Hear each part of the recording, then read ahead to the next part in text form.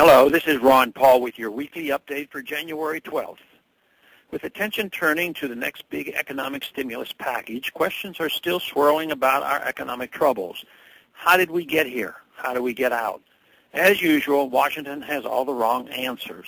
According to many politicians, we got here by not spending enough, not consuming enough, and not regulating enough. Now government, like some mythical white knight, is going to ride in to save the day by blanketing the economy with dollars, hiring an army of new bureaucrats, creating make-work jobs, and sending everyone some form of a bailout check.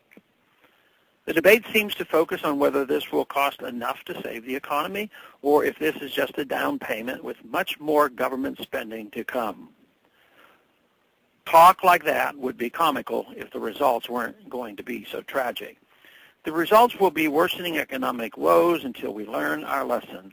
But instead, Congress is behaving like drug addicts who must hit rock bottom before they are ready to face reality.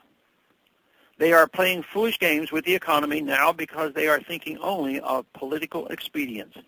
This talk of job creation is a perfect example.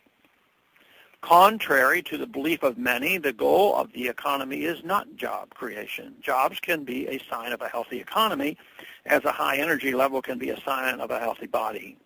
But just as unhealthy substances can artificially give the addict that burst of energy that has nothing to do with health, artificially created jobs just exacerbate our problems. The goal of a healthy economy is productivity. Jobs are a positive outcome of that. A job could be to dig a hole one day and fill it back up the next, or perhaps the equivalent at a desk. This does no one any good.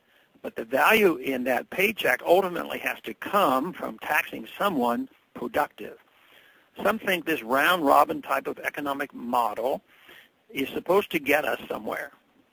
Politicians and bureaucrats have already done their fair share to ensure that jobs in the private sector are prohibitively complicated and expensive to create. They are now shocked that the economy is shedding jobs and want to simply create hundreds of thousands of jobs to make up for the job losses through another so-called economic stimulus package. The private sector must be permitted to do that, but instead they are massively burdened with taxes and webs of red tape and regulations. Washington's band-aids will only prolong this agony. The Austrian School of Economics teaches that only a free market economy, unencumbered by onerous government controls, creates long-term prosperity.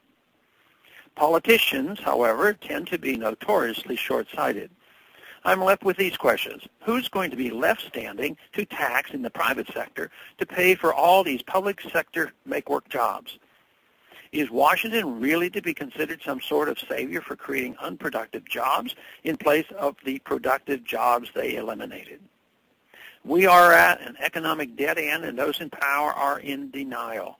The truth is our economic problems are due to loose monetary policy, central economic planning, and the parasitic expenses of government. Unless we assess these problems honestly, we unfortunately have a long way to go until, like the junkie, we hit rock bottom. Thanks for calling this update. A new update is placed on this number, 888-322-1414, every Monday morning. The written text of which can be found on my website, www.house.gov/Paul, under the heading Texas Straight Talk. Thanks for calling.